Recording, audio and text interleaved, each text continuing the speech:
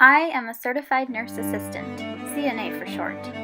There is a lot that goes into being a CNA. It's not an easy job, but it is incredibly rewarding. I have the opportunity to touch the lives of many people, and in return, my life is touched in amazing ways by the people I serve.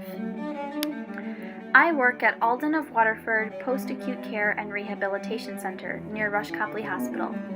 I estimate about 75% of my patients are people who are recovering from medical emergencies or major surgeries, like strokes, heart attacks, hip and knee replacements, cardiac bypass, or kidney failure.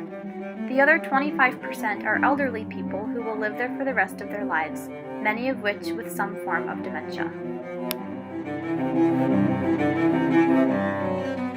Due to the very strict confidentiality rules of the facility, I am not allowed to have my phone out while I work, and I cannot take pictures.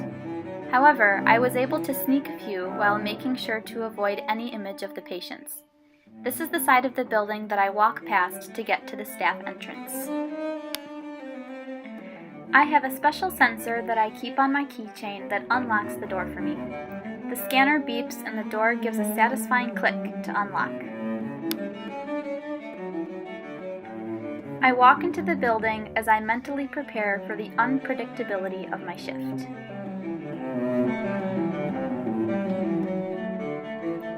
Before I begin on the floor, I have to clock in. That way, my hours are counted so I can get paid accordingly. I type in my code and my name pops up on the screen. I then scan my finger to verify my identity. I'm ready to go! Because I am an experienced CNA, I usually work on the second floor of the building, which houses the more dependent and difficult patients. This is the office of the wound care nurse. I'm friends with her, and I usually leave my bag and water bottle in her office while I work. As a CNA, I do a lot of pretty gross things. Helping people to the bathroom, giving them showers, and cleaning up after their messes and accidents are normal tasks. I also have to stay prepared to deal with any unprecedented blood, vomit, or other bodily fluids. Needless to say, a vital part of my job is hand hygiene. This sign is posted in the bathroom. CVC stands for Central Venous Catheter, which is basically a fancy name for a special IV.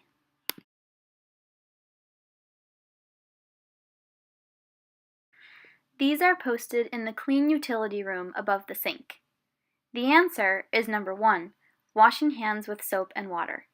It serves as an important reminder to never neglect washing hands, even if it means taking a little extra time. The most important things to have in my job are gloves. We use them almost as much as we use air to breathe. So we have a huge stock of them in our clean utility room. I usually keep several pairs in my scrub pocket just so that I am prepared for anything.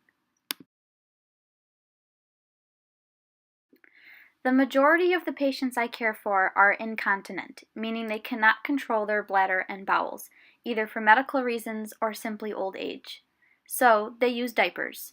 However, as nursing staff, we never use that word. To preserve the dignity of our patients, we call them incontinence briefs. Probably my most frequent task is changing the briefs of bedbound patients. We go through briefs almost as quickly as we do gloves, so we keep a large stock of all sizes. Here's another selfie.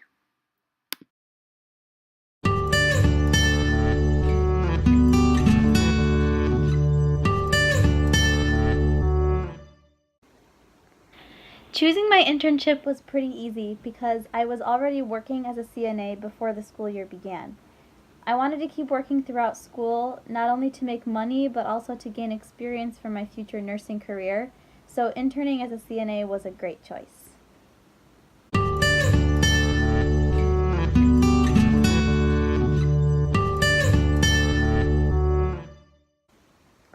My favorite thing about being a CNA is watching my patients improve under my care. There is just something really special about meeting someone where they're at and watching them recover. The personal contact I have with patients is extremely valuable, and I have grown so much as a person just by being around them and listening to their stories. The most important lesson I've learned is how the little things that we often take for granted means so much to those in need. I had a patient once who was having a very hard time breathing. She started panicking, which only made things worse. All the nurses were trying to think of what medicine they could give or how many liters of oxygen she needed to be put on. I wasn't quite sure what I could do to help, so I just decided to sit next to her on her bed and rub her back. Almost immediately, she was completely calm. What I've learned is that so often, it's not medicine or medical intervention that will cure a patient, but rather personal, loving touch and connection. The thing I least enjoy about my job is the large patient assignments. On the second floor where I usually work, each CNA is assigned at least 11 patients.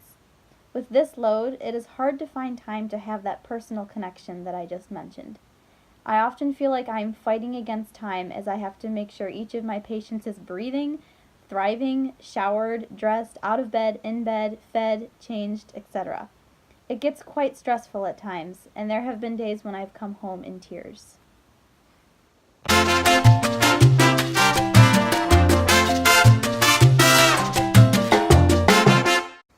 I have known since I was very little that I wanted to become a nurse.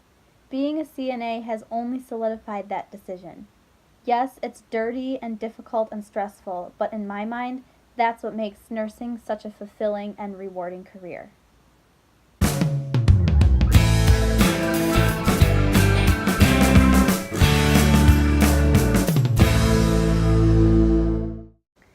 On August 14th of this year, I leave for college at the University of Arizona.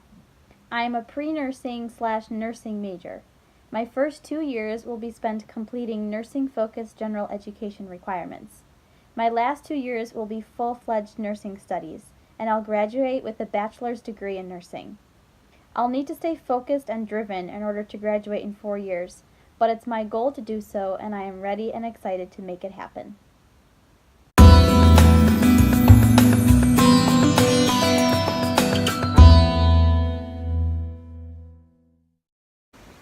I would advise any future CNA to value experience over textbook education. So much of working in the field of nursing cannot be taught. Compassion, empathy, time management, dedication, work ethic, and a positive attitude cannot be taught. They must be cultivated. There is also a big difference between what you'll learn in a book and what actually happens in real life. And while book knowledge is vital, it is even more important to learn from experience.